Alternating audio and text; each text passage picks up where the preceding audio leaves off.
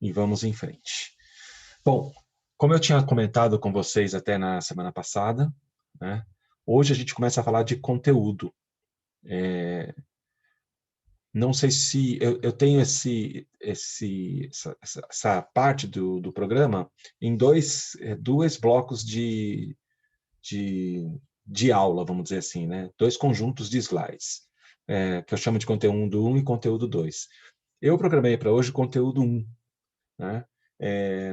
Não sei se o conteúdo 1 a gente vai conseguir distribuir nas 4 aulas hoje, né?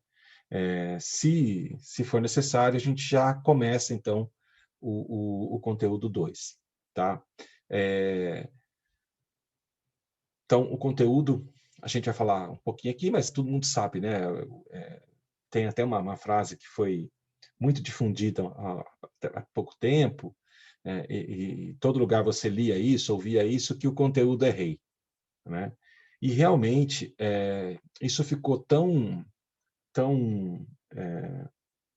realmente relevante que algumas agências de comunicação ou até agências de propaganda, né, passaram a chamar os seus antigos, tradicionais departamentos de criação de departamentos de criação e conteúdo, ou em alguns casos, apenas de departamento de conteúdo, né? O fato é que em comunicação a gente sempre fez conteúdo, de um jeito ou de outro, né? Conteúdo não é tanta novidade assim, né, em todas as áreas da comunicação.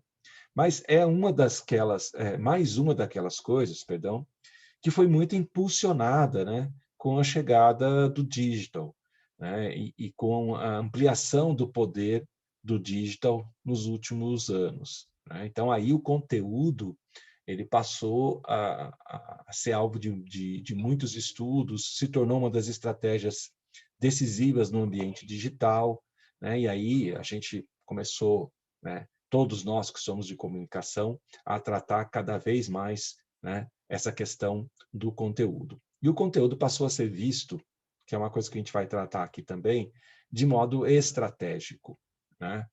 Eu me lembro que ali, na passagem dos anos 90 para os anos 2000, em propaganda, mais especificamente, já havia algumas correntes falando em criação estratégica, ou seja, né, uma criação muito mais ligada ao planejamento, à estratégia de comunicação, a observar uma série de coisas, né? Não que isso nunca tivesse ocorrido, né, mas houve um acentuamento, vamos dizer assim, uma acentuação, né?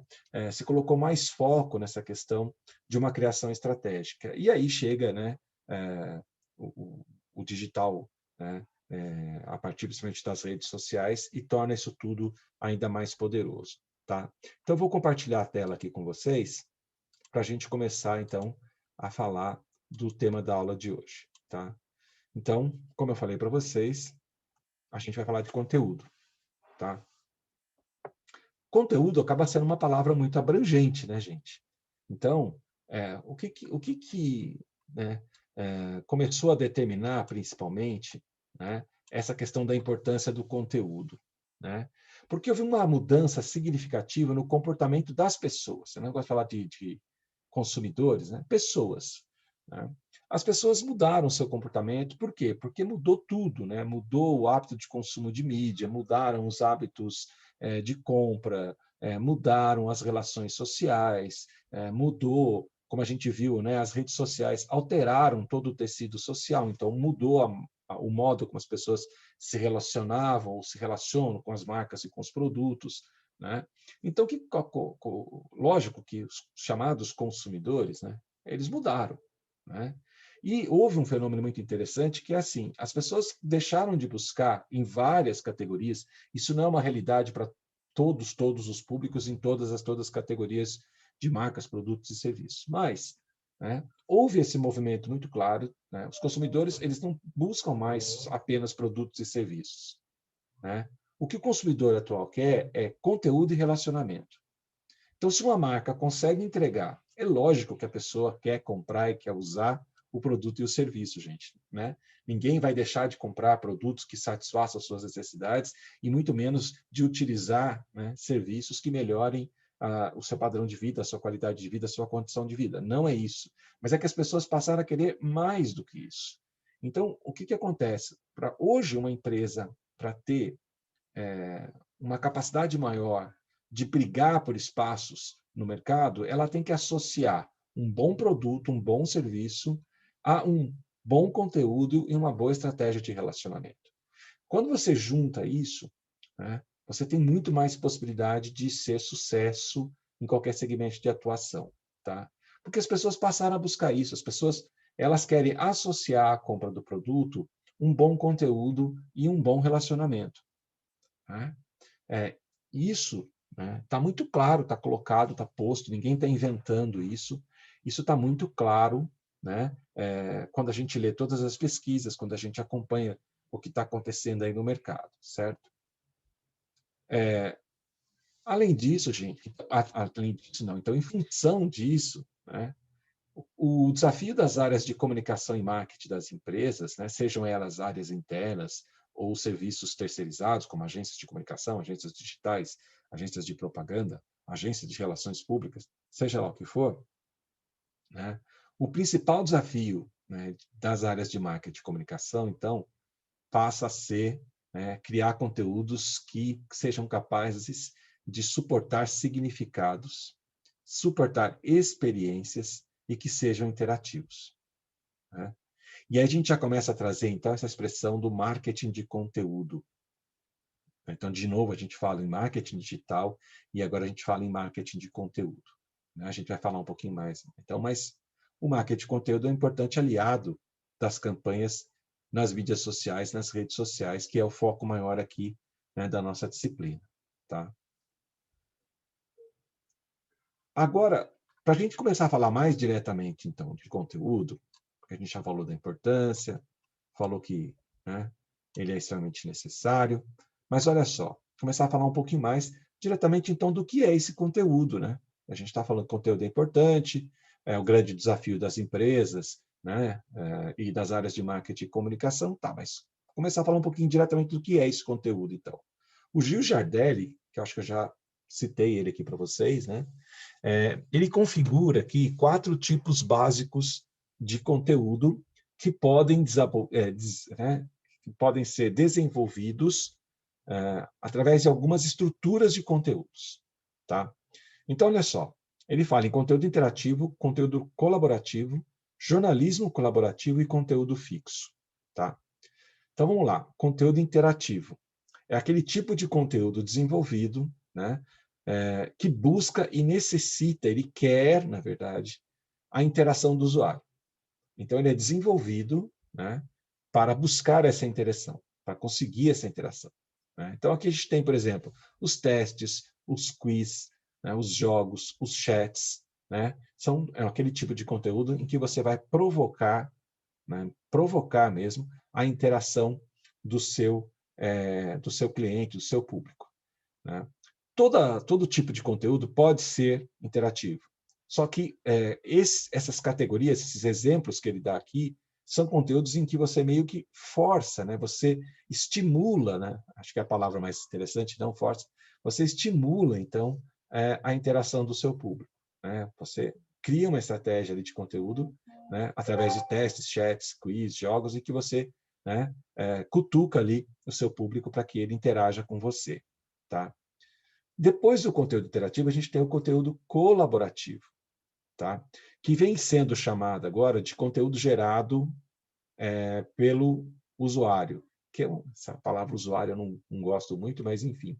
Né? E existe uma sigla para isso, em inglês, que acho que eu já comentei aqui com vocês, que é o conteúdo gerado pelo... Vou até pegar minha colinha aqui, né? Porque eu sempre esqueço como é que é a expressão em inglês.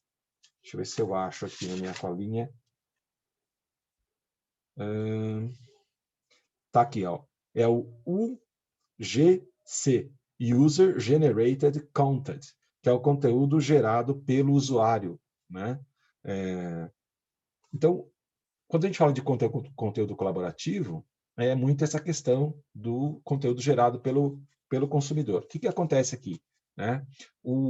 Você estimula, você provoca, você desenvolve tipos de conteúdo em que você puxa, né, o internauta para ajudar você, colaborar você no desenvolvimento de conteúdos, né, ou de mais conteúdos. Então, a gente tem, por exemplo, aqui o caso do YouTube, da Wikipedia, né, mas a gente sabe que hoje você pode fazer campanhas provocando as pessoas, por exemplo, para desenvolver postagens, para postar vídeos curtinhos, né? Então, aqui você desenvolve um conteúdo que busca fazer com que o seu público gere conteúdos também para você, certo? Essa estratégia, então, o que a gente chama de, né, User-Generated Content, né? Bom, depois disso a gente tem o chamado, né, ou melhor, o que o Gil Giardelli chama de jornalismo colaborativo, ou conteúdo jornalístico colaborativo, né? Aqui a gente vai buscar postar, publicar, né, matérias, né, ligadas à prestação de serviços, notícias, colunas opinativas, né, artigos, né? E onde a gente pode fazer isso? Em fóruns, em blogs, em videoblogs e nas comunidades, que têm se tornado extremamente decisivas, né? As comunidades, elas têm sido meio que também, né, dentro dessa coisa aí do UGC, né, também algo que tem sido muito destacado por todos os especialistas, né, o pessoal que trabalha principalmente com marketing digital aí, tá? Então, inclusive aqui, essa anotação que eu usei aqui para falar com vocês, era de uma palestra que eu acompanhei. Cadê? Eu desmarquei, né? Vou achar, gente, espera aí. E muitas anotações no meu caderninho. Porque eu sou da era do papel, gente. Ó, eu não sei se vão conseguir ver, mas eu anoto tudo em caderninho. Tem gente que adora fazer trabalho, anotação já direto no computador. Eu prefiro o velho e bom caderninho e caneta. Gente do céu, perdi o negócio. Mas, enfim, esse mesmo autor que fala, então, do uso, né, do aproveitamento do conteúdo gerado pelo consumidor, ele fala também da importância, né, das comunidades. E, na verdade, uma coisa está meio relacionada à outra, né? Porque nas comunidades é onde estão as grandes discussões, muitas vezes em torno de temas e tudo mais, que estão também ligados, né, a conteúdos gerados pelo consumidor. Está aqui, ó. É o Felipe Oliva, da Squid. Uma palestra sensacional que eu assisti, né? Então, ele fala, né, do User-Generated Content. As marcas passam a ser geradoras de conteúdo, né? Elas passam... Né? As marcas já estão no estágio em que boa parte delas é publisher, ou seja, publicam conteúdos, né? Mas também, quando a gente pensa nessa questão das comunidades e do uso, né, do conteúdo gerado pelo consumidor, as marcas também se transformam em curadoras de conteúdo e vão trabalhar num esquema de cocriação. As comunidades, elas são importantíssimas para as marcas hoje, porque é onde você realmente sente a conversa, né? Sente o que é tendência, sente o que é importante. Esses assuntos estão todos ali nas comunidades. E o que tem acontecido, né? As próprias marcas têm buscado, elas mesmas, gerar comunidades, né? E aí aproveitar, né, essa coisa da comunidade para se posicionar ali, gerar conversa, gerar conteúdo, tirar insights, enfim, né? Mas o jornalismo colaborativo, tá? É muito essa coisa de você trabalhar, então, os fóruns, os blogs, os videologs, as comunidades, e trazer, né, aqui talvez um conteúdo um pouco mais denso, um conteúdo um pouco mais aprofundado, né, como a gente falou, são serviços, notícias, artigos, né, textos opinativos, enfim. A última tipologia aqui que o Gil Giardelli propõe é o chamado conteúdo fixo. Né? Você ter um determinado tipo de conteúdo que ele fica fixo ali. Né? Porque tem os conteúdos que você vai renovando, você vai trocando, você vai publicando, obviamente, mas você pode e deve, né, ter esse tipo de conteúdo que ele fica fixo num determinado tipo de publicação, tá? Ou num site ou num blog. São bancos de dados, né? é um tipo de banco de dados que pode ser acessado pelo internauta assim que ele quiser, né? Esse conteúdo fixo, ele pode e deve ser atualizado. Então, você vai acrescentando coisas, você vai atualizando, né? Mas, por exemplo, eu há muito tempo queria ter no meu blog, não é que eu queria ter, muitas pessoas, principalmente alunos, tal, me perguntavam assim, professor, onde a gente acha uma relação de todas as agências de propaganda da região? E eu falava, ó, agência de propaganda, de comunicação, não tem essa lista, não existe isso. Não existe esse lugar que tenha isso. E aí tem uma menina que ela desenvolveu uma página no Facebook, que é uma página de vagas em marketing, comunicação, TI, não sei o quê. Essa página ficou muito grande, ela é muito forte. Não sei se vocês seguem essa página. Vocês seguem essa página no Facebook? Eu sei que vocês não são muito de Facebook, mas essa página ela é importante. Vocês conhecem ou não? Vocês estão me ouvindo? Eu não conheço não, professor. Depois eu vou... Não sou muito de Facebook. Mas ela é importante, principalmente, bom, acho que para quem está procurando vaga, ela é muito boa, tá? Porque concentra realmente o maior número de vagas aqui da nossa região, né? São publicadas lá. Inclusive, as vagas que eu publico no blog, eu compartilho lá também, porque realmente é um espaço onde as pessoas estão habituadas a buscar vagas. Mas, enfim, aí essa menina que tem essa página, ela resolveu lá na página montar uma planilha e ela foi inserindo todas as agências com e-mail, telefone e tudo mais. Tá? E aí, quando eu vi que ela tinha feito isso, eu entrei em contato com ela e falei, fulana, eu não posso colocar isso no meu blog como um conteúdo fixo e eu te dou o crédito, tudo direitinho. Ela falou, sem problema. Porque é interessante você ter esse conteúdo fixo, que é aquela coisa que as pessoas podem sempre buscar. Então, se você tem um banco de dados lá sobre todas as imobiliárias da região, frequentemente as pessoas podem ir lá e consultar, certo? Então, esse tipo de conteúdo fixo, ele ajuda muito, né? E ele é muito útil para as pessoas e ele ajuda muito na sua audiência, vamos dizer assim, né? A gerar tráfego, né? Para um blog, para um site, para um determinado espaço ali, tá? É um pouco diferente, porque vocês vão ver um conceito que se chama conteúdo evergreen, que eu nem trouxe aqui. Que muitos especialistas em marketing digital, quando falam de conteúdo, também se referem a esse conteúdo evergreen, que na verdade é o conteúdo sempre verde. Verde no sentido de que ele está sempre novo, ele está sempre vivo, sempre fresco, né? É um pouco diferente. O conteúdo evergreen são tipos de conteúdo que eles não têm temporalidade. Então, por exemplo, é um artigo que se você lê hoje e lê daqui a 1 ano, 2 anos, né, ele continua sendo válido, continua sendo útil para você. E tem um exemplo muito legal que o próprio pessoal eu não sei se acho que é da Resultados Digitais,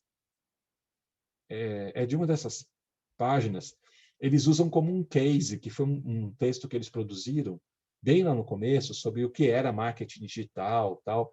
E esse texto, ele está lá até hoje, e ele é o texto mais buscado, assim, mais lido, mais visto, porque ele é um conteúdo evergreen, né? Aquele conteúdo que, se você leu, o que é, da onde surgiu e tudo mais, ele é interessante hoje, ele é interessante daqui a 2 anos, 3 anos, 4 anos. Tá? Ele pode ser atualizado? Ele pode. Também. O conteúdo evergreen também pode ser atualizado. Mas ele é diferente do conteúdo fixo. Tá? O conteúdo fixo ele tem outra finalidade. Então, geralmente, a melhor definição é essa mesma, como se fosse um banco de dados. Um lugar em que você deposita, né, algumas informações que constantemente podem ser lá acessadas pelo seu público. Tá? Bom, então ele configura esses 4 tipos básicos aqui de conteúdo. Aí ele fala em estrutura de conteúdo. Tá?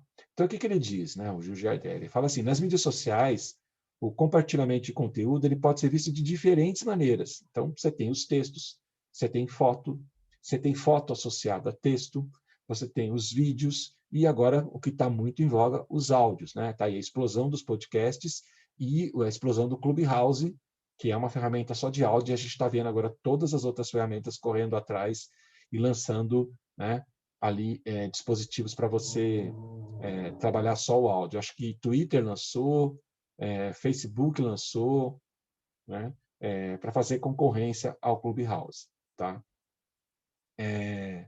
Então, quando você para qualquer um desses 4 tipos aí, você pode ter diferentes, o que o Girardelli chama, né, estruturas de conteúdo. Ou seja, maneiras de você estruturar, de você formatar esse seu conteúdo, né? E esses recursos todos combinados, né, esses 4 tipos de conteúdo que ele enumera, mais as diferentes estruturas de conteúdo que você pode trabalhar para cada uma das tipologias, é que vão ajudar a gente, né, a criar imagem de marca, auxiliar na interatividade, né, buscar relacionamento com o público, tá? Então, o Jujardelli, ele enxerga essas 4 tipologias e fala na questão da estrutura dos conteúdos, tá? Eu vou até aproveitar e arrumar aqui, porque não tem essa bolinha aqui, ó. Que meu toque não permite ficar esperando. Professor, confesso que o meu toque também estava Tava pesando ali. tava incomodando, não tava? Aham. Bom, depois eu arrumo aqui, melhor. Vou só salvar aqui. Que também não ficou legal assim. Meu toque também não está gostando assim. Depois eu vou arrumar aqui o corpo da letra, que aí funciona melhor. Mas vamos lá, né? Bom, aí, evidentemente que para a gente ter um conteúdo legal, um conteúdo bacana, né? Um conteúdo que funcione, e já falando ali em tipos de conteúdo, os tipos de conteúdo que eu tenho à minha disposição e em estruturas de conteúdo, eu preciso organizar isso tudo, né? Não dá para sair fazendo conteúdo, tá? Então, a gente fala em planejamento de conteúdo, né? Em planejar conteúdo, né? Então, como eu disse lá no começo, quando eu fiz a introdução, a gente tem que ter uma estratégia de conteúdo. Então, a gente busca uma estratégia de conteúdo, traçar uma boa estratégia de conteúdo, de maneira que a gente consiga, né, que a gente possibilite para a marca, para o produto, para o serviço, né, estabelecer, então, esse relacionamento franco, aberto, né, que é a característica que mais está importando agora, da horizontalidade, da humanização, do diálogo, né, então, esse relacionamento aberto, e, por consequência, né, duradouro. Tá?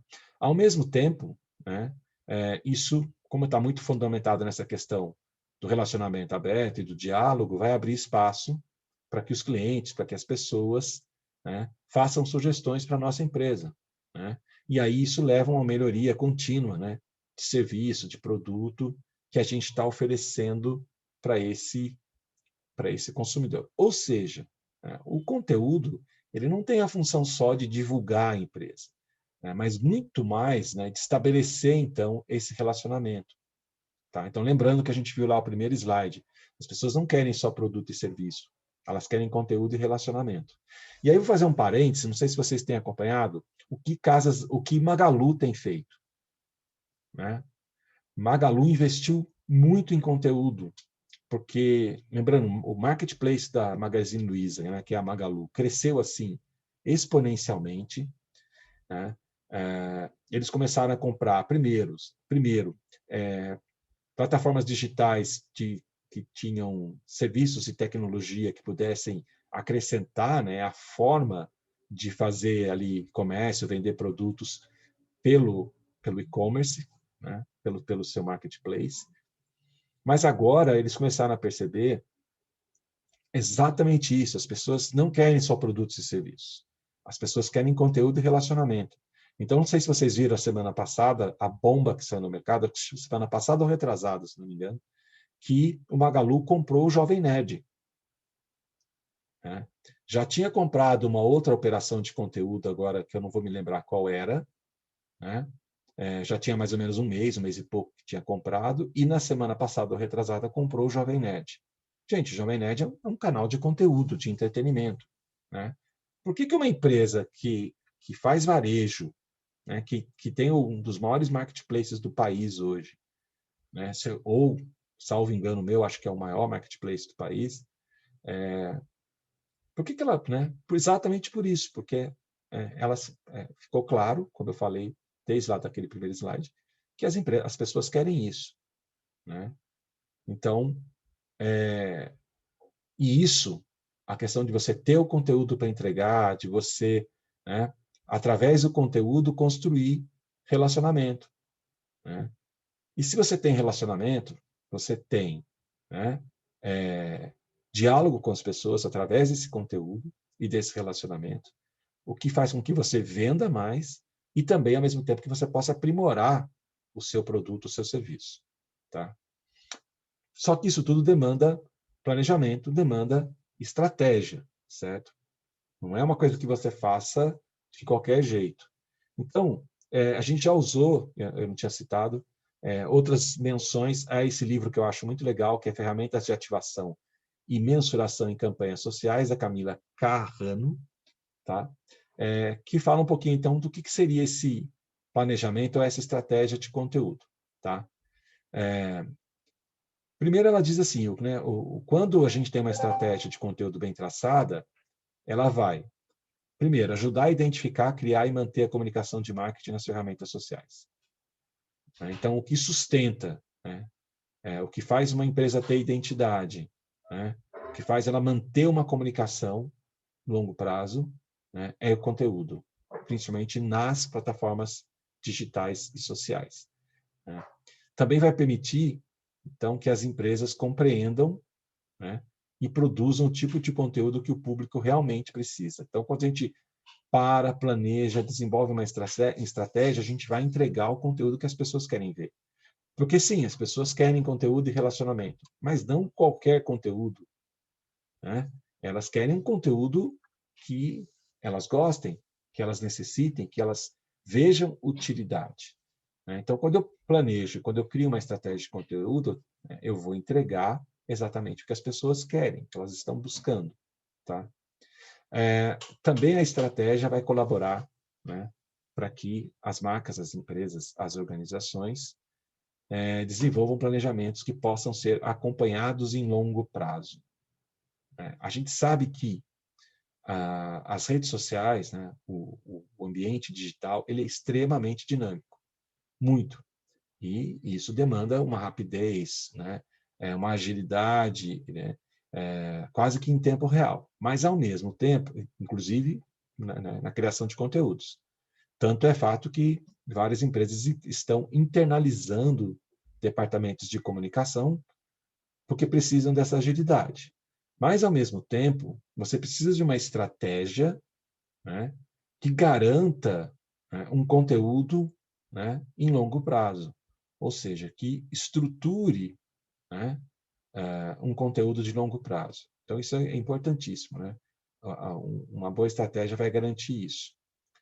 Quando eu tenho uma estratégia definida, eu também reduzo gastos, porque com a estratégia eu vou, né, definir exatamente os conteúdos que devam ser colocados, que devam ser postados. Então, assim, eu não vou gastar com produção de conteúdo à toa, né? Eu não vou perder tempo e fazer refação de conteúdos que não serviam. Enfim, então, né, eu diminuo os esforços e diminuo os gastos, certo? Uma boa estratégia também vai permitir que a marca ou organização construa, preencha e mantenha as mídias sociais de forma mais eficiente. A gente sabe que não é bolinho ter conteúdo o tempo todo, né? Quem já trabalhou para marcas em ambientes, né, principalmente nas redes sociais, sabe disso. Você tem que ter postagem, né? A marca normalmente tem 2, 3 perfis em redes sociais, né, dependendo aí da estratégia do planejamento, como a gente viu. Não precisa estar em todas, mas com certeza você vai estar em algumas. E uma vez que você tem presença lá, você demanda conteúdo. E ficar criando conteúdo o tempo todo, com uma determinada frequência, para uma marca já é complicado, né? Então, imagina que você trabalhe numa empresa, numa agência de comunicação, criar conteúdo para várias marcas. Você vai precisar de uma estratégia clara, de um planejamento bem definido, de maneira que você preencha, então, esses tempos, né? Essa frequência, né? De forma mais eficiente. Quando você tem planejamento e estratégia, você vai fazer isso de um modo, né, relativamente mais tranquilo. Vai ter sobressalto? Vai, porque, como eu falei, tem coisas que aparecem e que a gente tem que utilizar, né? Aproveitar aquilo que está acontecendo nas redes sociais, né? E gerar um conteúdo. Mas isso é o extra, porque quando você tem tudo bem planejadinho, você já sabe exatamente quais os conteúdos que você vai postar, em que estrutura de conteúdo, ou seja, em que formato, vai ser vídeo, vai ser... né? E aí você consegue, então, né, preencher melhor essa frequência necessária. Tá? Estratégia vai ajudar a construir identidade de marca, né, de uma forma mais eficaz, e também acaba colaborando no desenvolvimento de novos negócios para a organização com muito mais facilidade. Tá? Então, quando você tem uma estratégia bem definida, bem traçada, você consegue ter esses pontos positivos. Aí, né, como eu falei, aquilo ali era da Camila. Agora a gente traz um outro conteúdo aqui que é do Eric Sani, mas que também está no mesmo livro. Tá? Mas ele diz assim, né, de acordo com ele, o conteúdo tem que, né, estar ou ter algumas características. Tá? Ou seja, na hora de planejar conteúdo, você vai ter que pensar em algumas coisas. Então, a primeira coisa, conteúdo tem que ser apropriado para o cliente e para o negócio. Tá?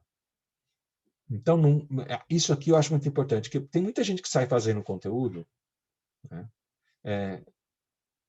e parece uma coisinha boba, muito assim, não, mas isso é óbvio, mas muita gente esquece desse óbvio.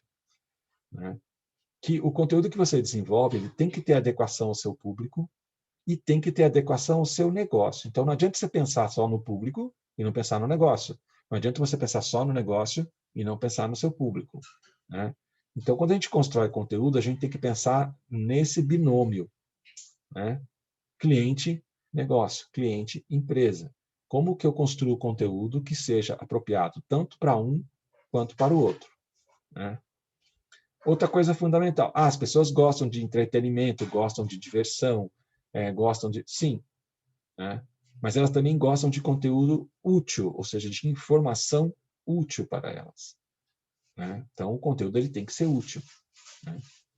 Ele tem que ser centrado no consumidor, centrado nas pessoas. Que a gente está falando muito hoje daquele conceito de consumer-centric, né? Ou seja, centrado no consumidor, centrado na experiência do consumidor, né?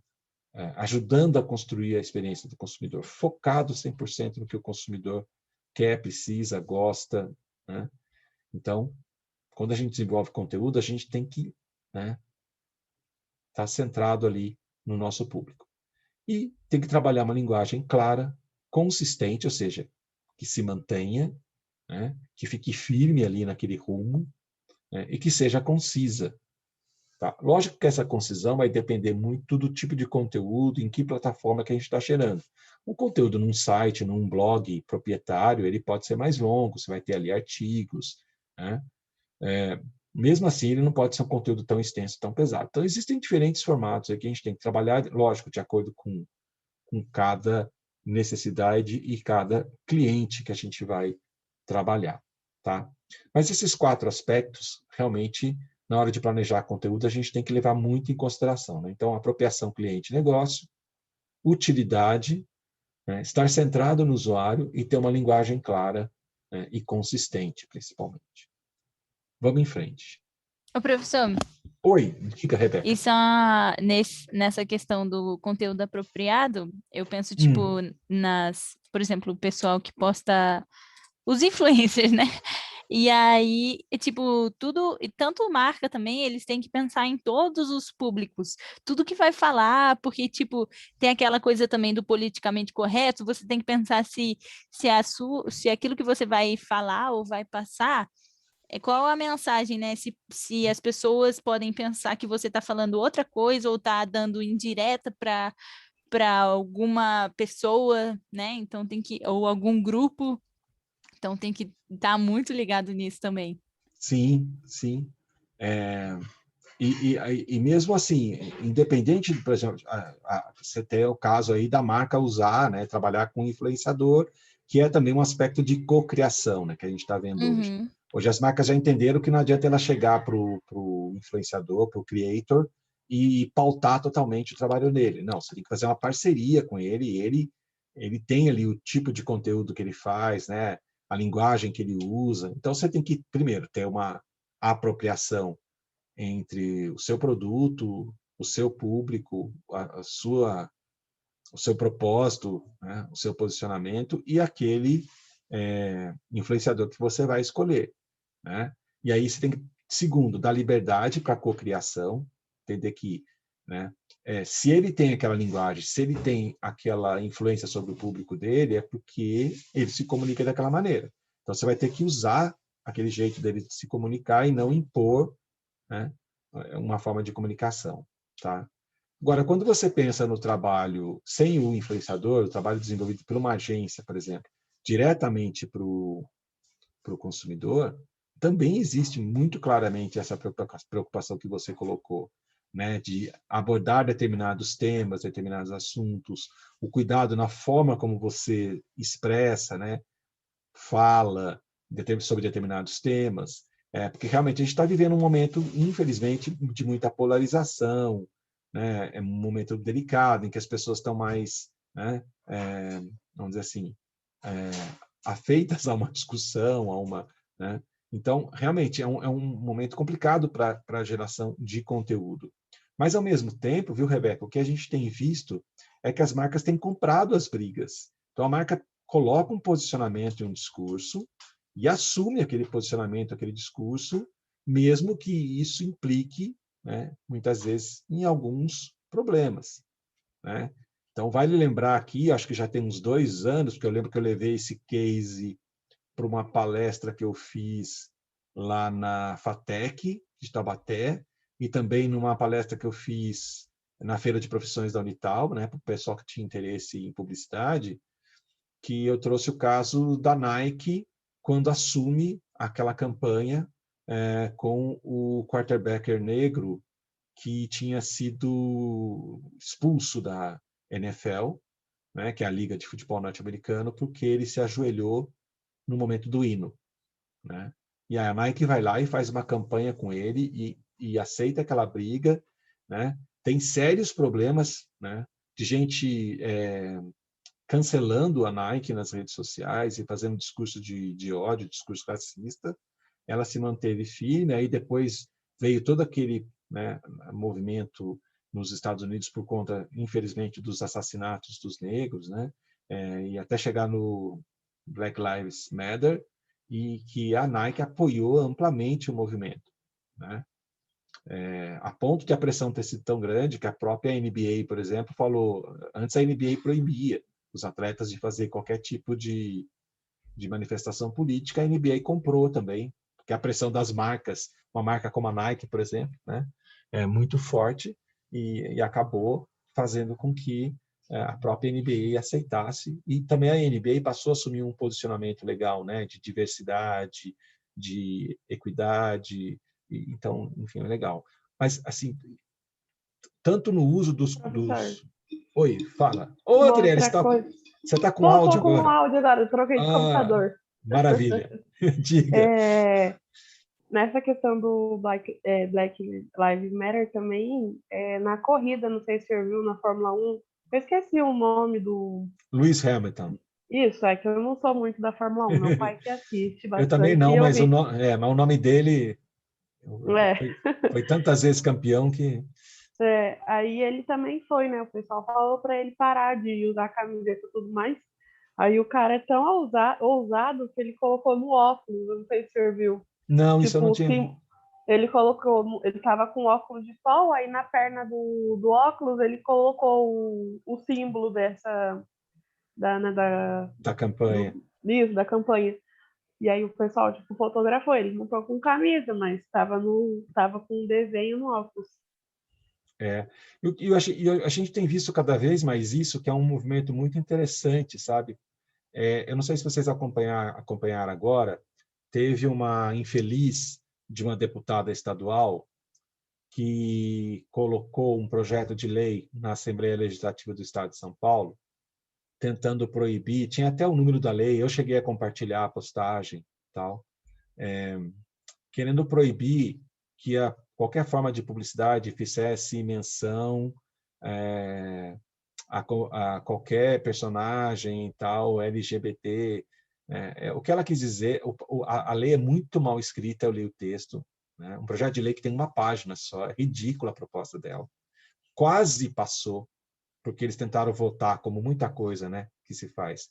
Eles tentaram votar assim, na camufla, mas uma deputada, que é trans, ela descobriu e ela entrou aí aquelas manobras ali dentro que eu não entendo direito, mas eu ouvi um podcast com ela esses dias da APP, Associação dos Profissionais de Propaganda, o APPcast, em que ela explica como, daí ela entrou com os recursos lá e aí acabou sendo adiada a votação. Bom, resumindo, a proposta era absurda e afetava diretamente a publicidade. Várias agências de propaganda reagiram, né? Reagiram para valer, né? Começaram a fazer uma série de postagens em todas as suas redes sociais, né? Só que elas perceberam que só isso não bastava. O que as agências começaram a fazer? Começaram a ligar para os seus anunciantes, né? Que são grandes marcas, e começaram a dizer, olha, está acontecendo isso, os caras colocaram um projeto, a gente quer que vocês entrem na briga também. E aí o que aconteceu? As empresas compraram a briga, várias grandes empresas compraram a briga. Bom, o que aconteceu? Até compartilhei um negócio que você podia enviar um e-mail para todos os deputados estaduais, né? Houve uma pressão muito grande, não assim, das pessoas, como eu que mandei um e-mail lá, através da plataforma, como das empresas. A pressão das empresas foi muito pesada. Os caras perceberam assim, bom, tinha muita empresa grande dizendo, vocês não vão fazer isso, né? Vocês não vão aprovar uma lei dessa. E aí eles recuaram, a lei foi engavetada, pelo menos por hora, né? Mas não vai ser votado. Acho que não existe mais espaço para uma coisa absurda dessa. Mas, assim, a gente percebe que as marcas, né? E eu achei muito legal o movimento das agências de entrar em contato com as empresas que elas atendiam, e aí empresas que têm, né, isso já no seu DNA, no seu posicionamento, né? Como Natura, como várias outras empresas, Boticário, eu não vou lembrar agora, essas duas sempre são as que mais vêm na minha cabeça, assim, mas várias outras marcas, né, que entraram na briga e começaram a pressionar também. Não, uma lei dessa não pode passar, né? E aí foram ouvir juristas, vários juristas de renome que foram buscados tanto pelas agências como pelos clientes, começaram a mostrar que era inconstitucional. Um Estado não poderia fazer uma coisa desse tipo, isso compete à União, né? Enfim, mas é muito legal esse movimento, né? Mas, ao mesmo tempo, a gente vê ainda algumas associações, algumas empresas, por exemplo, como eu não lembro o nome da empresa que hoje cuida da Fórmula 1, antes era a FIA, Federação Internacional de Automobilismo, mas parece que não é mais, parece que está na mão de uma empresa privada, eu não entendo mais nada, porque eu também não acompanho muito Fórmula 1, não. Mas manter uma postura dessa de proibir o atleta de fazer um tipo de manifestação, né? Hoje a própria NFL permite, que foi a que baniu lá o atleta no início, porque a pressão é muito grande, né? Você imagina uma equipe de futebol americano perder um patrocínio, porque a marca vai chegar para ela e falar assim, ó, se vocês não mudarem de postura, a gente retira os patrocínios. Então, está ficando interessante isso, porque as marcas cada vez mais realmente assumem os seus discursos, tá? Então, tem esse aspecto também dentro do conteúdo. Às vezes você vai tratar um conteúdo, né, que ele de certa maneira, vamos dizer assim, pode levar a um conflito de opiniões, mas se a marca é aquilo, se a marca tem aquele posicionamento, o que a gente tem visto hoje é que ela vai fazer conteúdos naquela direção, naquele sentido, e vai sustentar, né? Então, a gente teve aqui no Brasil o caso de Boticário, com a campanha do Dia dos Namorados, se eu não me engano, ou do Dia das Mães, não sei, não me lembro direito. Na verdade, eles fazem sempre peças assim, né? Postando na diversidade, os vários tipos de família, os vários tipos de relacionamento, né? E foi muito criticada, principalmente nas redes sociais, foi muito atacada, mas se manteve muito firme no seu posicionamento, né? Então, assim, é delicado, né? A pergunta que a Rebeca traz realmente é muito importante. Existe um outro conceito aí, Rebeca, que até estava conversando ontem com o pessoal de mídia, porque dei aula para eles ontem de mídia programática. que, não sei se você já ouviu falar esse conceito, que é brand safety, que é assim, as marcas querem se manter seguras em relação a conteúdos, né?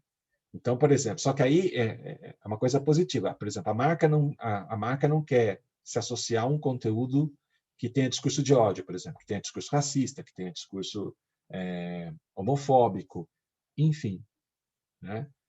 Então, tem esse conceito do brand safety, a marca se manter segura em relação a esses conteúdos. É sempre arriscado, porque a gente sabe que, por exemplo, né, no caso dos influenciadores, às vezes você toma todo o cuidado, né, mas vai lá um dia um influenciador, né, que todo mundo é humano, todo mundo pode errar também, não é que às vezes ele faz aquilo de caso pessoal, mas ele erra, né, ele faz uma coisa ali que, né, escapa uma coisa que, principalmente quem faz ao vivo, né? Porque quem grava, edita, o cara pode parar, pensar depois, falar, eu vou tirar isso aqui, né? Mas, enfim, pode ocorrer, né? Então, uma situação realmente muito complicada, tá? Até por isso a gente precisa do planejamento e precisa da estratégia bem delineada, né? Bem definida, tá? Então, seguindo aqui, né? Gostei da discussão, bacana. Seguindo aqui, né? Na hora de planejar conteúdo também, é importante a gente entender, né, que para criar um bom conteúdo, né, é muito mais do que a gente escolher palavras, imagens, né, juntar tudo, né? Então, mais algumas dicas aqui do que uma boa estratégia de conteúdo tem que envolver, né? Então, mais uma vez, entender quais conteúdos são relevantes para o nosso público, tá? Então, o que realmente é importante para o nosso público? Eu, quando ensino redação publicitária, pessoal de publicidade, que a gente trabalha a parte que redação é criação como um todo, né? Eu digo para eles o seguinte, gente, toda ideia criativa, todo conteúdo, toda, né, comunicação, ela tem que reunir três coisas. Ela tem que ser original, ela tem que ser pertinente e ela tem que ser relevante. Então, numa estratégia de conteúdo, acho que a gente também tem que perseguir essas três coisas, porque, né, conteúdo é criação. A gente tem que, então, quando a gente pensa no público-alvo, a gente tem que entender que a gente tem que buscar criar um conteúdo original, tá? Que faça a gente ser diferente de todos os nossos concorrentes no aspecto conteúdo, que seja pertinente, ou seja, que pertença àquele público, né? Pertinência é isso, né? Pertencer a, então tem que ser pertinente ao nosso público e tem que ser relevante para ele, ou seja, tem que importar para ele. Aquilo faz alguma diferença na vida dele, né? Então, a gente tem que pensar nisso. Então, pensar no público-alvo e que conteúdos podem entregar, então, originalidade, pertinência e relevância, tá? É interessante a gente definir metas de conteúdo, né? Então, assim, quantos conteúdos diferentes a gente vai postar, quantos tipos de conteúdo, em que momentos, né? Então, a gente definir metas, porque senão a gente fica perdido. Eu não sei quantos conteúdos eu vou postar, né? E confesso para vocês que, por exemplo, como eu faço tudo muito intuitivamente para o meu blog, né? Às vezes a gente acaba não tomando o remédio que a gente receita, né? E eu era muito perdido, principalmente com o Instagram, porque Instagram para mim foi um negócio, apareceu, vou usar tudo. O que eu faço agora? Eu defini algumas metas de conteúdo para o meu Instagram, para o Instagram do meu blog, tá? Então, as últimas 3 semanas, eu tenho, assim, 2 ou 3, às vezes 4 estruturas de conteúdos diferentes que eu uso durante a semana e que eu vou variando. Hoje eu consigo programar esses conteúdos no início da semana, de maneira que eu não fico preocupado, o que eu vou postar na quinta-feira, o que eu vou postar na sexta, né? Então, eu defini metas de conteúdo e eu persigo esses conteúdos, tá? Então, isso é que é interessante também, que a gente tem um bom planejamento, tá? Se eu determino as metas de conteúdo, eu tenho que determinar os processos para produzir esse conteúdo. Por exemplo, como sou eu sozinho, eu vou produzir conteúdos muito simples. Basicamente, texto e imagem. Tá? Agora, eu tenho uma equipe, eu tenho uma estrutura. Por exemplo, eu vou produzir áudios visuais, eu vou produzir lives, né, que é outra coisa que está super em moda. Agora, essas lives de venda, né, gente? Não sei se vocês têm acompanhado. É até interessante aquele canal 500 da NET, claro, ele não servia para nada. Durante a pandemia, eles começaram a usar aquele canal 500, que é o canal que quando você liga ali a net, ele aparece, só que fica algumas informações sobrepostas, aí você tem que clicar ali no OK, sai aquelas informações e tem um canal ali, o canal 500.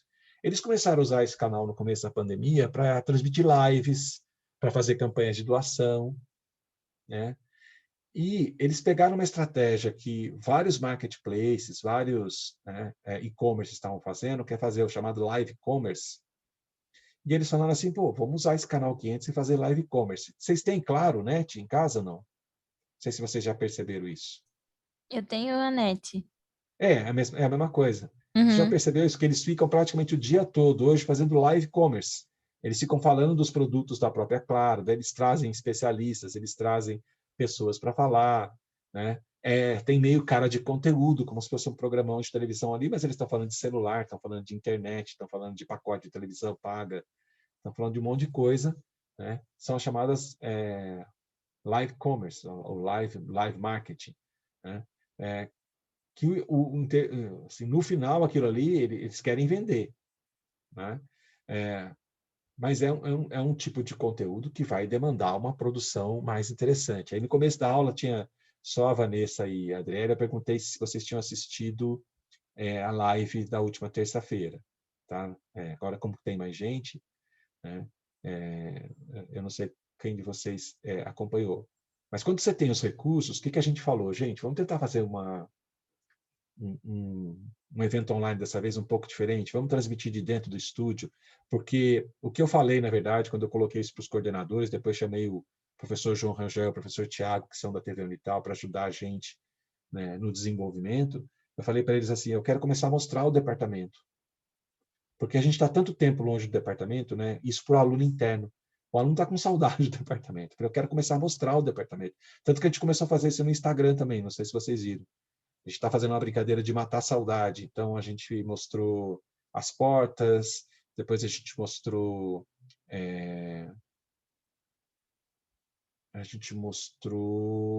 Enfim, agora a gente mostrou, acho que o de hoje ou de ontem foi... porque estava programado também, não lembro. Foi o auditório cheio. Inclusive tem uma foto lá de um Café União, né? Pra gente, e a minha ideia também, com o evento ali transmitido ao vivo, né, a live lá do ciclo de comunicação, era fazer isso. Eu falei, vamos fazer no estúdio? A gente tem a possibilidade de mostrar o estúdio. Então, o aluno do departamento vai matar a saudade, vai criar uma conexão emocional, e, ao mesmo tempo, a gente, quem é de fora, né, que possa ter interesse por comunicação, vai ver a estrutura que a gente tem, né? Só que isso demanda processo de produção. Então, se você tem o recurso, você tem o tempo, você vai atrás, a gente tem a TV. Mesmo assim, é muito interessante que não tinha câmera para tudo. O professor Tiago usou umas soluções muito interessantes, usou celular. Então, não sei quem acompanhou a live. Quem acompanhou aqui o ciclo de comunicação na terça? Eu. Você acompanhou, Rebeca? Então, você Aham, viu... Oi, diga. Não, foi o que foi a aluna, a Valesca, aluna de jornalismo, estava lá no estúdio? Isso, estava a Valesca, de jornalismo, e a Anitta, de produção audiovisual. Aham. As duas estavam no estúdio, né? Junto com uma equipe ali da TV Unital também. Mas a live começa, a câmera que abre a live é a câmera do celular da Valesca. E aí, quando ela vai, né, e senta na cadeira, passa para uma câmera do estúdio. Para fazer aquela tomada do alto que mostrava o estúdio e tal, a gente colocou lá, o pessoal do TP colocou um tablet, porque também não tinha uma câmera para filmar, então a gente colocou um tablet lá.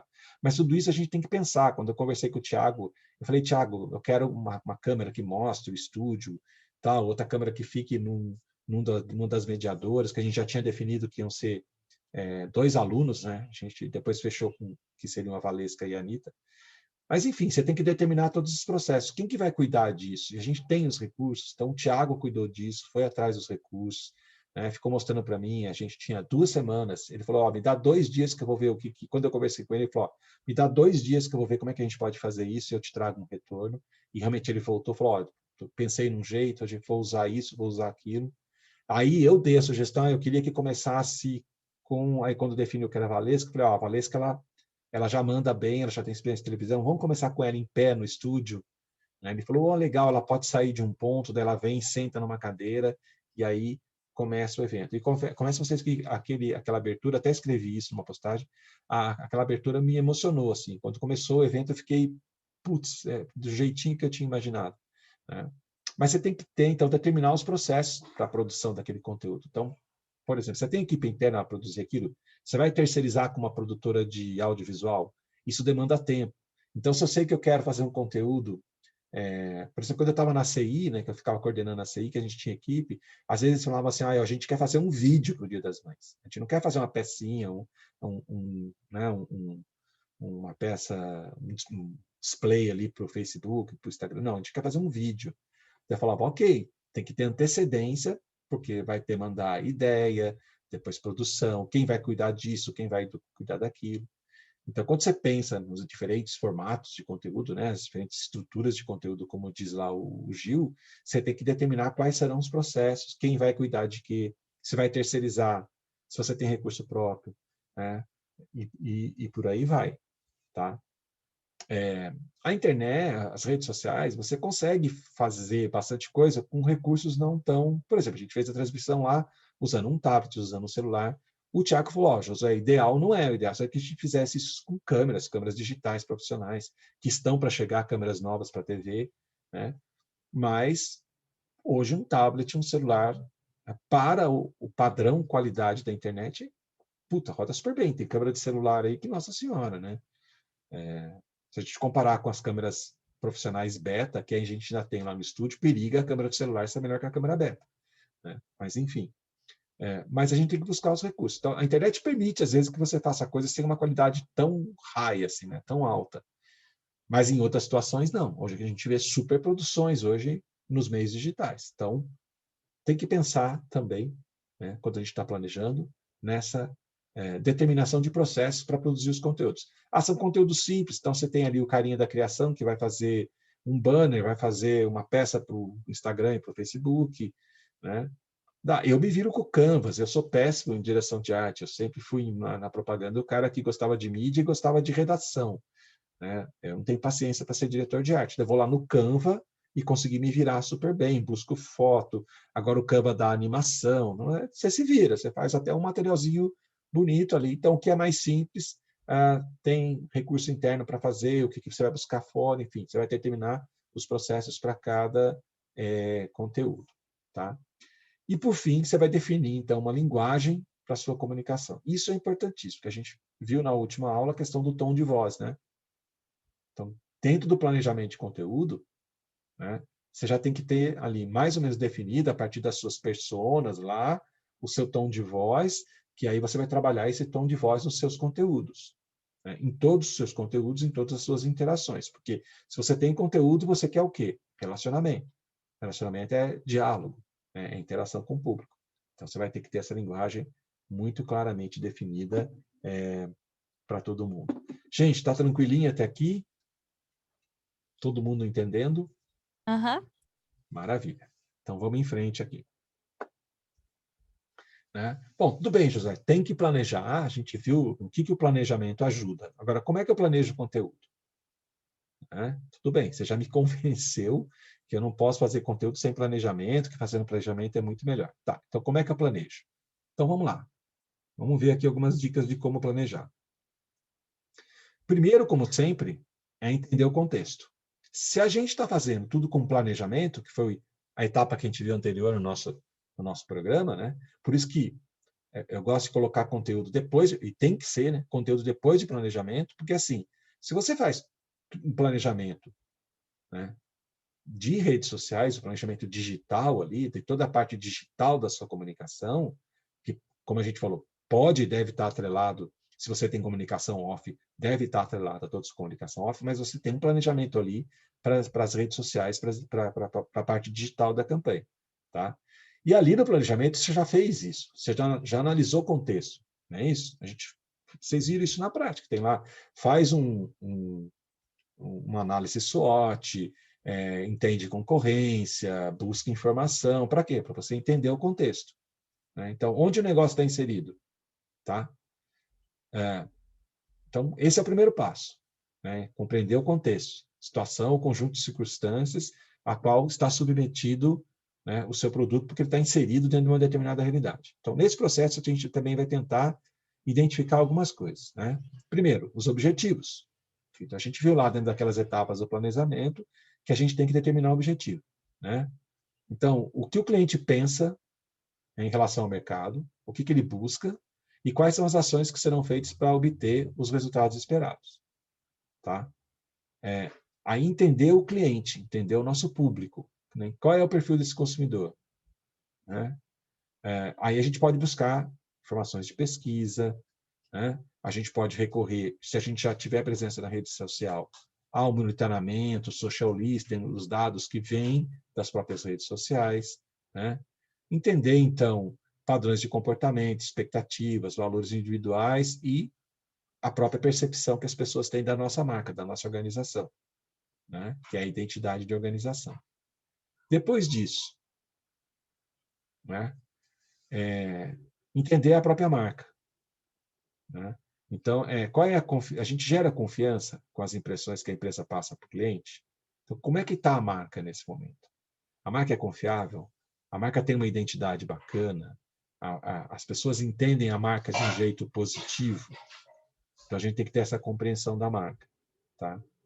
Nenhuma marca é perfeita, tá, gente? E muitas vezes a gente precisa fazer umas correções de rota em relação à imagem da organização.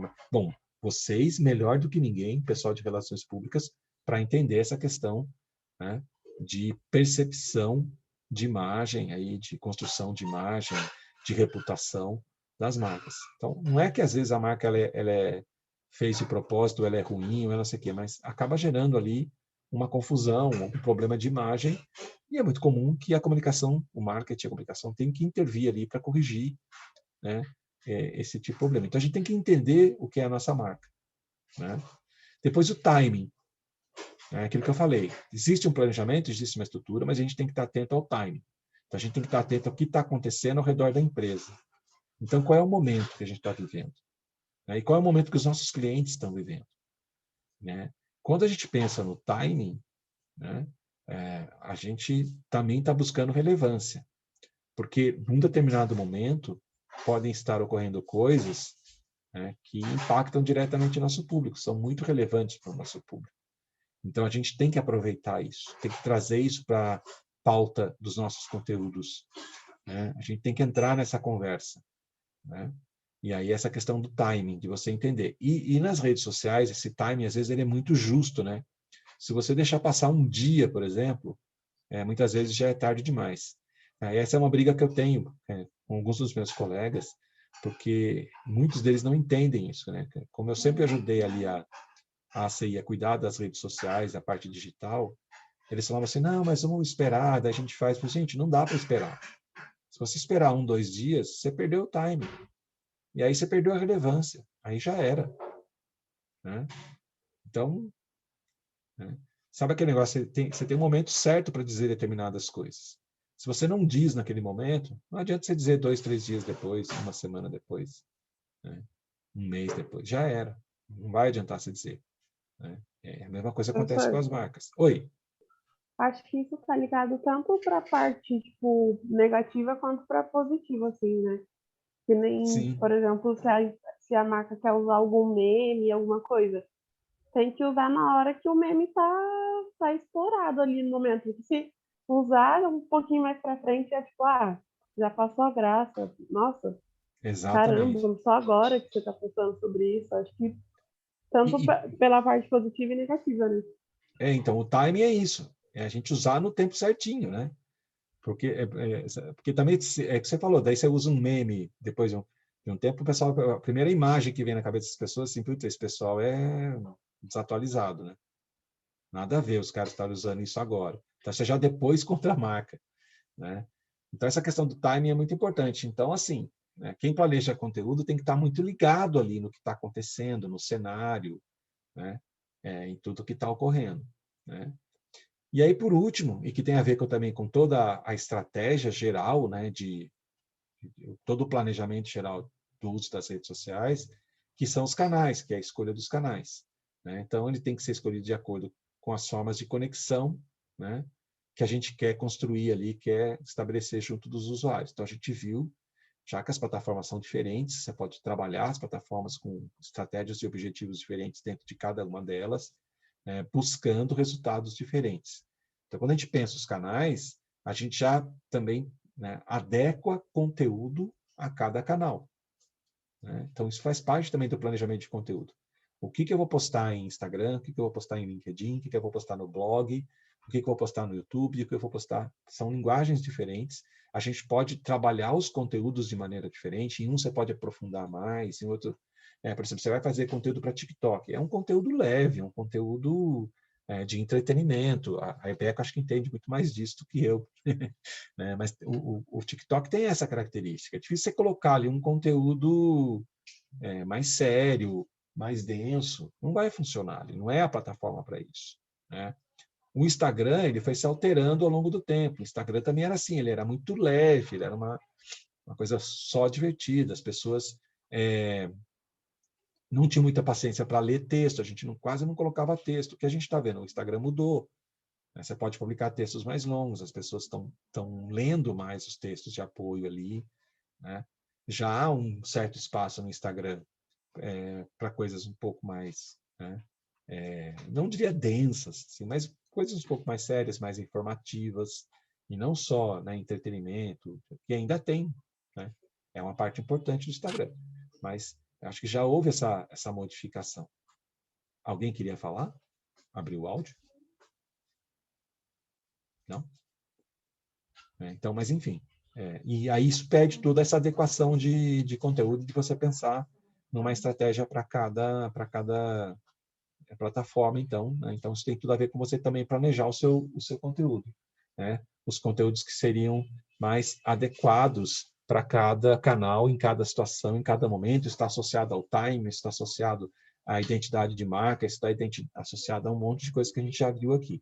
Então, quando a gente fala aqui em planejar conteúdo, que são esses 5 passos aqui propostos pela Camila Carrano, eles estão bem relacionados, mas sendo quase assim essa coincidência absoluta dos 5 passos que a gente viu lá do planejamento, né, geral do uso das redes sociais, tá? Então, objetivos, clientes, marca, timing e canais, certo? Então, isso aqui principalmente ligado, né, a essa questão de você entender, então, em que cenário você está inserido, tá? Mas a gente pode falar também, e aqui a gente vai para uma outra abordagem em relação, né, a pensar conteúdo, a planejar conteúdo, em 3 etapas, tá? Então, essas 3 etapas são criação, entrega e gerenciamento, tá? A etapa de criação, então, é aquela que vai orientar como a gente vai criar conteúdo, né? Onde a gente vai buscar fonte, como a gente vai pautar o conteúdo e qual vai ser a estrutura do nosso conteúdo. Então, assim, a gente vai fazer audiovisual, vai fazer, sei lá, postagens, né, no Instagram, no Facebook, que são... a gente falava post-peak, ninguém usa essa expressão mais, entrega a idade, estou ficando velho. Comecei no Facebook, a gente falava em post-peak. Alguém chegou a ouvir isso? Essa expressão? Volta e meia eu me policio para não falar mais. Eu não. A gente chamava de post-peak.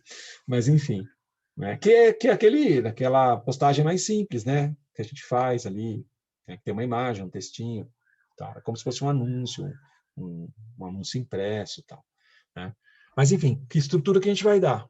Então, a etapa de criação, assim, dentro do planejamento de conteúdo, envolve pessoas especializadas em criação de conteúdo. Então, são equipes criativas, né? A pessoa que vai ali pensar, mas vai pensar esse conteúdo já também dentro de aquilo que eu falei, de um modo estratégico, né? Como que a gente pode lidar, então, com esse conteúdo, como é que a gente vai desenvolver? A segunda etapa é a entrega, tá? Então, aqui, o que acontece, né? O conteúdo foi criado, né? A gente vai fazer uma edição final desse conteúdo, fazer uma revisão, vai fazer a aprovação, por exemplo, junto aos clientes, se a gente for uma agência de comunicação, uma agência digital, uma agência, enfim, a gente vai ter que buscar essa aprovação. Se a gente está atuando dentro do cliente, a gente vai ter que pedir a aprovação, por exemplo, de um diretor de marketing, de alguém que aprove isso, e aí a gente vai fazer a publicação nos canais que foram escolhidos. Então, isso que a gente chama da parte de entrega. A entrega, na verdade, ela está mais ligada à distribuição do conteúdo nos canais. Tá? Quem vai cuidar disso? Como vai ser feita essa entrega, então, essa distribuição desses conteúdos nos diferentes canais, certo? É uma etapa importantíssima. Parece que não, mas é uma etapa importante também. E, por fim, o gerenciamento. Porque hoje a gente sabe que é o seguinte, né? O digital, ele é vivo, ele é dinâmico, ele é constante. Então, tudo que a gente faz tem que ser monitorado, né? Mensurado, né? Medido, né? Então, como a gente viu lá também na estratégia, né? Eu tenho que colocar meus objetivos e depois saber como que eu vou monitorar aquilo, para ver se a gente está chegando lá ou não. Se a gente precisa melhorar, a gente está chegando nos resultados, está longe, está perto, como é que está? Né? Então, gerenciamento, que a gente tem, inclusive chama de gerenciamento de redes sociais, né? Envolve principalmente a parte do monitoramento. Né? Então, é monitorar esse conteúdo. Então, o monitoramento faz parte do planejamento de conteúdo. E a gente vai ter aula de monitoramento mais para frente, porque o monitoramento é uma etapa super importante disso aqui. Porque, na verdade, o monitoramento ajuda a gente a criar conteúdo. A gente cria conteúdo, coloca, monitora e cria conteúdo a partir do monitoramento. Tá? E a gente vai trabalhar bem isso quando a gente falar de monitoramento. Tá? Na prática, então, gente, deixa eu ver que horas são aqui. Na prática, um bom planejamento de conteúdo, né, para mídias sociais, para as redes sociais, ele tem que conter objetivos, e de novo aqui, né, é muito próximo. Então, se a gente tem já um planejamento geral, né, o planejamento de conteúdo ele vai já partir de algumas etapas que foram elaboradas anteriormente. Então, por exemplo, os objetivos estão definidos. A gente pode definir objetivos, como a gente viu lá atrás, objetivos mais específicos para o conteúdo, né? Mas os conteúdos gerais, lá, os conteúdos que o cliente quer buscar, a gente já tem definidos, né? E mesmo os objetivos da nossa estratégia, né, que são definidos lá na etapa de objetivos, dentro do planejamento geral do uso das redes sociais. Depois, as estratégias de conteúdo. Né? Como é que a gente vai definir, então, essa estratégia de conteúdo? Linha editorial, que é super importante, porque linha editorial, né, ajuda a gente também a ter uma organização de conteúdo. Um planejamento de conteúdo passa muito pela linha editorial. Assim, o que eu vou buscar? Que linha que eu estabeleço para o que eu quero comunicar? Então, é muito ligado isso aqui a jornalismo, né? Aquela questão da linha editorial mesmo. Se a gente pensa nos veículos tradicionais, jornais, revistas, emissoras de televisão, elas têm uma linha editorial, que é aquilo que meio que guia, orienta e permeia toda a produção de conteúdo para aquelas mídias. Então, os programas que ela vai fazer e tudo mais. Aqui não é diferente, né? Então, uma coisa importantíssima no planejamento de conteúdo em redes sociais é que a gente determine uma linha editorial, né? Então, do que eu vou falar? Né? O que eu vou buscar? Né? Como é que vai ser esse segmento? Mesmo que você faça curadoria, que você não produza todos os conteúdos, mas que você vai fazer, por exemplo, a curadoria, você tem que pensar numa linha editorial muito clara, né? Para você não publicar tudo que aparece ou qualquer coisa. Não. Por exemplo, tem a questão do time, tem a questão de aproveitar os memes que a gente estava discutindo agora há pouco, né? Ok, mas isso está de acordo com a nossa linha editorial? Ou eu vou só querer, não é aproveitar o meme, aproveitar o timing por aproveitar. Você tem que ter, então, o que vai te dar coerência, o que vai manter a sua identidade, a sua linguagem, a sua unicidade de comunicação, é a sua linha editorial, né? Aí você pode pensar em ações específicas, então você pode ter, dentro da sua estratégia de conteúdo, ações pontuais para determinados segmentos da empresa, determinadas datas, determinados produtos. Então, você vai determinar ações específicas. A questão da linguagem, que a gente já falou que é super importante, né? Então, você tem que ter uma linguagem definida, tem a ver com, né, como a gente falou, então, a questão do tom de voz. Os canais usados, porque daí a gente tem que pensar, de novo, naquela adequação de conteúdo a canal, de canal a conteúdo, né? O fluxo de trabalho que está colocado aqui, porque esse aqui é uma outra maneira de entender planejamento de conteúdo, a gente coloca várias possibilidades, mas isso aqui tem a ver, então, com essas 3 etapas aqui, ó, né? Então, quando a gente fala ali, ó, de fluxo de trabalho, criação, revisão, publicação, que é mais ou menos publicação, entrega, né? Perdão, criação, entrega, né? E gerenciamento. Aqui ele fala em criação, revisão e publicação. Mas é esse fluxo de trabalho da criação. Que, de novo, isso aqui parece não ter muita importância, mas tem uma enorme importância. Porque não adianta você estabelecer, né, objetivo, estratégia, linha editorial, ações... Tá. Quem vai fazer, em que tempo, cada... então, quando a gente vai lá, por exemplo, né, que a gente viu também anteriormente, quem determinar os processos, quem vai fazer o que, isso aqui eu preciso produzir externamente, isso aqui, não sei o quê, então, tudo isso é muito importante. A gente define volume de postagens, que normalmente essa definição também vem já lá do planejamento geral, que vai determinar quantas postagens a gente vai fazer em cada um dos canais que a gente escolheu, né? A gente vai também tentar definir, né, as métricas, para a gente analisar o conteúdo. Então, que métricas? Aqui não é só monitoramento, é métrica, que é um número, né, um índice que vai ajudar a gente a analisar se o conteúdo está indo bem ou não. Então, o que a gente vai definir aqui? É engajamento? É alcance? Né? Eu vou monitorar e aí eu quero uma métrica que me mostre se eu estou conseguindo engajamento, se eu estou conseguindo alcance, se eu estou conseguindo performance, que é vender, por exemplo. Então, eu tenho que ter uma métrica que me ajude nisso, né? E buscar referências de conteúdo do setor. Então, se eu estou num determinado segmento de mercado, se eu estou num determinado setor, o que o pessoal desse segmento, desse setor está fazendo? O que eu posso buscar como referência? E aqui é muito legal porque a gente consegue hoje buscar referência no mundo inteiro, né? Então, eu abro lá a internet e eu vou ver, por exemplo, eu estou no segmento aqui de, sei lá, venda de calçado esportivo. Legal, vou ver o que os caras estão fazendo de conteúdo aí no mundo inteiro. Né? E eu posso buscar referências, né, em vários lugares. Buscar referências em trabalhos, por exemplo, de artistas. Né? Hoje, um ex-aluno meu, que é o Jair, postou o trabalho de um fotógrafo, eu não tive tempo de ler direito, que o cara faz umas animações em fotografias só para colocar no Instagram. Cara, é muito legal o trabalho do cara, e aquele tem uma baita referência. Eu já viajei, falei, nossa, dava para fazer umas coisas super legais com isso aqui. Ele faz com uma visão totalmente artística, né? Que ele é um fotógrafo que deve ter lá o seu trabalho comercial também. Aquilo é uma maneira, então, dele tornar o trabalho dele mais visível, né? Um trabalho mais conhecido. Mas é sensacional o que ele faz, né? Depois eu vou ver se eu encontro a postagem, posso até compartilhar com vocês. Mas, enfim, você vai buscar diferentes referências, né, para você trabalhar as suas estruturas de conteúdo, tornar o seu conteúdo mais original, mais relevante, mais pertinente, né? Enfim, então você vai buscar aí diferentes referências, tá? E para a gente falar, então, do desenvolvimento da linguagem, que a gente falou que tem uma importância enorme. Então, nas mídias sociais, né, as pessoas que estão ali dispostas a interagir com as marcas, com os produtos, né, elas esperam obter reações de acordo com as ações que a empresa executa nesses ambientes.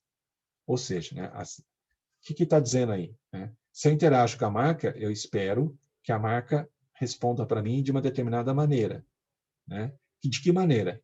Da mesma maneira que a marca já vem conversando, já vem se comunicando, já vem falando nesses espaços. Então, a linguagem, né, de comunicação, ela tem que estimular, né, o envolvimento, né, nessas situações de cliente e marca, né, tentando causar ali uma resposta emocional no público. Né? Quando eu consigo isso, eu crio vínculo. Né? Eu crio vínculo entre público e empresa, público e organização. Né? E é interessante a gente partir de posicionamento. Tá? Eu até queria fazer um parênteses importante, porque a gente fica falando em posicionamento, já falando lá quando a gente falou de planejamento geral, né, para as redes sociais, mas o posicionamento, eu vejo uma coisa, tanto que eu tenho uma palestra que eu já fiz, que eu falo que, já usei isso aqui também, né, marketing e comunicação para mim hoje é igual a diálogo. E o posicionamento hoje ele é importantíssimo para gerar diálogo. Porque e a gente volta naquela discussão que a gente estava tendo das marcas, né, que assumem o posicionamento. Porque quando você tem um posicionamento muito claro e que você assume aquele posicionamento e você na sua linguagem, né, no seu conteúdo e a linguagem que você escolhe do seu conteúdo, você busca, né, através da linguagem, através de uma interação mais emocional, mais subjetiva com o seu público, estabelecer um vínculo com esse seu posicionamento, né? E marcar território com aquele seu posicionamento. Mas, mais do que isso, o posicionamento ajuda no diálogo. Porque é aquilo que eu falo assim, se a marca tem aquela postura, aquele posicionamento claramente definido, né, ela muitas vezes pauta a conversa através desse posicionamento. E aí ela gera diálogo. Né? Ela pode descontentar uma parte do público, mas mesmo assim ela está gerando diálogo. A gente pode até converter algumas pessoas a partir, né, daquele posicionamento e de forçar, não, mas construir um diálogo a partir daquilo. Né? A gente pode acabar clareando aí algumas mentes, alguns corações, né? Salvando algumas almas aí da perdição, enfim. Né? Mas isso é muito interessante, porque eu tenho colocado sempre isso. Acho que o posicionamento, na verdade, ele ajuda a construir diálogo. Então, o posicionamento ele realmente é muito importante para as marcas e para as empresas hoje, de forma geral. Tanto que é o seguinte, quem não tem um posicionamento hoje, né, se torna irrelevante. Sabe aquele negócio, né? Ou é quente ou é frio, morno, né? Não me interessa. Né? Então, assim, as marcas que hoje também, né, não se preocupam com isso vão começar a enfrentar problemas sérios. Né? Mas a gente tem que buscar, então, essa adequação da linguagem do conteúdo. E como a gente já viu, essa linguagem tem que ser única. Né? Então, a partir dessa definição de linguagem, é que a gente entende o tom de voz da marca. Tom de voz a gente já trabalhou numa aula anterior, que é a voz e a forma que os conteúdos devem ser criados. Né? Agora, o que é mais importante aqui que a gente também viu lá no tom de voz, só reforçando aqui, a partir da compreensão do público, que a gente pode fazer trabalhando, por exemplo, com as personas, que vai garantir um entendimento muito grande do público, né? Você criar uma linguagem que atrai os usuários. Né?